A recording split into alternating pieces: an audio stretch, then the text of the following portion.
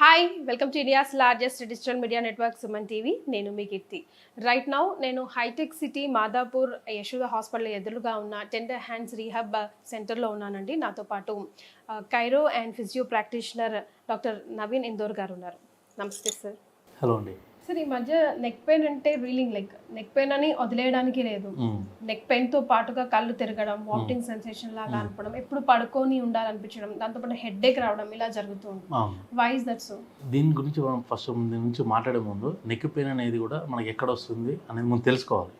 ఇది సర్వైకల్ పార్ట్లో C1 to C7 అనే వర్టిబ్రేస్ ఉంటాయి. ఈ వర్టిబ్రేస్లో కొందరికి ఈ రీలింగ్ సెన్సేషన్ గురించి మనం టాపిక్ మాట్లాడుకుంటే ముందు పెయిన్ ఎందుకు వస్తుంది, పెయిన్ ద్వారానే రీలింగ్ ఉంటుందా, రీలింగ్ తోటి పెయిన్ ఉంటుందా అనేది తెలుసుకోవాలి. సో దీని ఏంటంటే ముందు పెయిన్, ఆ పెయిన్ అనేది ఒకసారి వచ్చిన తర్వాత స్టార్టింగ్లో దాన్ని అలాగే నెగ్లెక్ట్ చేస్తూ ఉంటాయి. అంటే మనం ట్యాబ్లెట్స్ వేసుకొని అలాగా ఏదో ఒకటి మెడిసిన్ వాడుతూ రకరకాల ఎక్సర్సైజ్ చేస్తూ అలా వదిలేస్తూ ఉన్నప్పుడు అది లాంగ్ రన్లో రీలింగ్ సెన్సేషన్ స్టార్ట్ అవుతుంది. అంటే లైక్ గిడ్డినెస్ రావటం, కళ్ళు చిన్నగా బ్లర్ అవ్వటం, ఇవన్నీ ఈ నెక్ పెయిన్లలో ఎక్కువ మోర్ సిమ్టమ్, అంటే కామన్గా చూసే సిమ్టమ్స్ ఇవి. కానీ కొందరికి ఏంటంటే నెక్ పెయినే ఉంటుంది, ఈ రీలింగ్ సెన్సేషన్ ఉండదు. కొందరికి నెక్ పెయిన్తో సహా ఈ రీలింగ్ ఉంటుంది. అంటే మార్నింగ్ అంటే పొద్దున్న లేచేసరికి వాళ్ళకు బెడ్ మీద నుంచి లేచేసరికి ఆ రిలీజేషన్ ఉంటుంది, అదొక సిమ్టమ్ ఉంటుంది. డిఫరెంట్ కాజెస్ ఉంటాయా సార్ దీనికి కూడా? ఉంటాయి. అంటే అది సర్వైకల్ స్పాండిలైటిస్ కిందకే దీని ఇదంతా వస్తుంది. బట్ ఏంటంటే డిఫరెంట్ సిచ్యువేషన్స్లో వస్తాయి.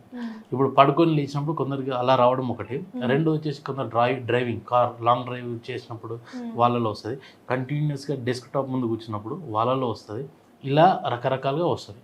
ఆ రీలింగ్ సెన్సేషన్ మనం ఏం చేస్తాము అంటే ఇక్కడికి వచ్చేసరికి పార్ట్లో వాళ్ళకి ముందు కొన్ని ఎక్సర్సైజ్ చెప్తాం.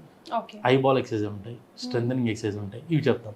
అప్పటికి తగ్గలేదు అనుకోండి, మనం ఏంటంటే కైరో ప్రాక్టిక్లో మనకు అక్కడ C4, C5 and C5, C6, C7 ఈ మోర్ కామన్ కాంప్లికేటెడ్ ఏరియాస్.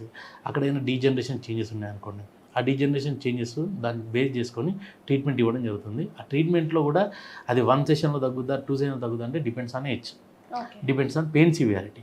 అది అక్యూట్, సబ్-అక్యూట్, క్రానిక్ అని ఉంటుంది. దాంట్లో మనం బేస్ చేసుకుని మనం ట్రీట్మెంట్ చేస్తాం. ఆ ట్రీట్మెంట్ కూడా ఏంటంటే ఒకసారి మీరు చెప్పారు కదా ఒకటిసారి తగ్గిపోతాను అలా ఉండదు.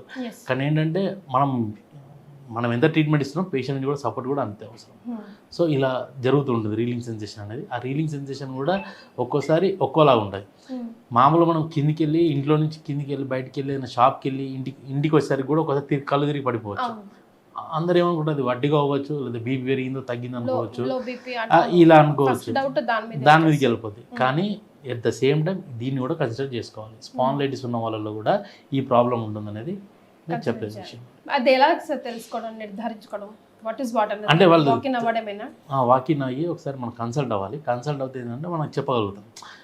డైరెక్ట్గా నెక్ పెయిన్ అనేది వాళ్ళకి తెలియదు. అది మీరు అన్నట్టుగా ముందు బీపీ మీద కాన్సన్ట్రేషన్ వెళ్తుంది, దాని తర్వాత ఇంకేదైనా జరిగిందని కాన్సన్ట్రేషన్ వెళ్తుంది. కానీ వాళ్ళకి ఏదో ఒక సర్టెన్ టైంలో నెక్ పెయిన్ అనేది ఉంటుంది. ఆ నెక్ పెయిన్ ఉన్నప్పుడు దీన్ని రెండింటిని కంపేర్ చేసుకుంటే అప్పుడు వాళ్ళకి ఒక అవగాహన వస్తుంది. వచ్చినప్పుడు అరే ఇదేదో నెక్ పెయిన్లా ఉంది, మనం డాక్టర్ని కలవాలి అని చెప్తే అప్పుడు దాన్ని బట్టి ట్రీట్మెంట్ అనేది ఉంటుంది. సో మన దగ్గరకు వస్తున్న వాళ్ళలో జనరల్గా మీరు అబ్జర్వ్ చేసిన ప్రకారం ఏ ఫ్యాక్టర్స్ కాజ్ అవుతుంది సార్? ఏజ్ ఫ్యాక్టర్లో కానివ్వండి, లేకపోతే కాజెస్? ఇది మోర్ ఏంటంటే ట్రీట్మెంట్స్ తీసుకున్న వాళ్ళు, అంటే అక్కడ ఇక్కడ ట్రీట్మెంట్ తీసుకొని ట్యాబ్లెట్స్ వాడి అలసిపోయిన వాళ్ళు ఉంటారు కదా, వాళ్ళల్లో ఈ ప్రాబ్లమ్స్ ఎక్కువ ఉంటుంది. At the same time age factor కూడా ఉంటుంది. ఆ ఏజ్ ఫ్యాక్టర్ వాళ్ళలో కూడా ఈ ప్రాబ్లం ఎక్కువ ఉంటుంది. ఇది చాలా తక్కువ చిన్నపిల్లలు చూడడం. ఈ మధ్య కాలంలో కూడా మొబైల్ వాచ్ చేయడం వల్ల ఈ రిలీజ్ కరోనా సిస్టమ్ మీదే క్లాసులు అయిపోయి గంటలు తరబడి కూర్చొని వాళ్ళు కూడా స్టార్ట్ అవుతుంది. అవునండి, అది ఉంటున్నారు కదా. ఎట్ ద సేమ్ టైం ఇప్పుడు సిస్టమ్ అనేది కూడా చాలా తక్కువ అండి. ఇప్పుడు అంతా మొబైల్. ఆ మొబైల్ పట్టుకొని కూర్చుంటున్నారు. మొబైల్ పొద్దున్న లేస్తే రాత్రి వరకు మొబైలే. ఆటోమేటిక్గా రీలింగ్ సెన్సేషన్ అనేది కూడా దానివల్ల కూడా డెవలప్ అవుతుంది. ఎందుకంటే మీ ఐ విజన్ అనేది ఒకటే కాన్సన్ట్రేషన్ ఒకటే పొజిషన్లో ఉండడం వల్ల కూడా మనకు ఆ రీలింగ్ అనేది స్టార్ట్ అవుతుంది.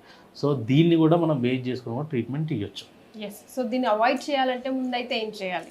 దీన్ని అవాయిడ్ చేయాలంటే ముందు వాళ్ళు సెల్ఫ్ అబ్జర్వేషన్లో ఉండి అసలు మనం ఏం చేస్తున్నామో వాళ్ళు తెలుసుకొని ముందు మొబైల్ని అవాయిడ్ చేయాలి. మొబైల్ని అవాయిడ్ చేసినప్పుడే దీని నుంచి మనం బయటపడవచ్చు. కానీ అది కంప్లీట్ అవాయిడ్ చేయాలంటే కంప్లీట్ అని కాదు, మీరు ఎంతవరకు దాన్ని యూజ్ చేయాలో అంతవరకే యూజ్ చేయండి. దాన్ని కాకుండా మీరు కంప్లీట్గా దానిని మునిగిపోతారంటే ఈ ప్రాబ్లం అనేది వస్తుంది. సో టెండర్ హ్యాండ్స్లో ఎలాంటి సొల్యూషన్ దొరుకుతుంది సార్? ఇక్కడ మన దగ్గరకు వచ్చేసరికి ఆ ట్రీట్మెంట్ ఈ రీలింగ్ సెన్సేషన్ సంబంధించిన మన గత 10-12 years ఎక్స్పీరియన్స్లో కైరోప్రాక్టిక్ ప్లస్ ఫిజియో ఈ కాంబినేషన్ ట్రీట్మెంట్లో మనం వాళ్ళకి ఇవ్వడం జరుగుతుంది. ఇదేంటంటే వన్స్ ఒకసారి ట్రీట్మెంట్ మనకి ఇచ్చిన తర్వాత కూడా రిపీట్ అవ్వకుండా ఎక్కువ ఛాన్సెస్ ఉంటుంది. ఓకే. కంప్లీట్గా మళ్ళీ వాళ్ళు స్టేబుల్ అయిపోయి వాళ్ళ పని వాళ్ళు చేసుకోగలుగుతారు. తర్వాత ఎలాంటి ఫాలోఅప్స్ చేసుకోవాలి?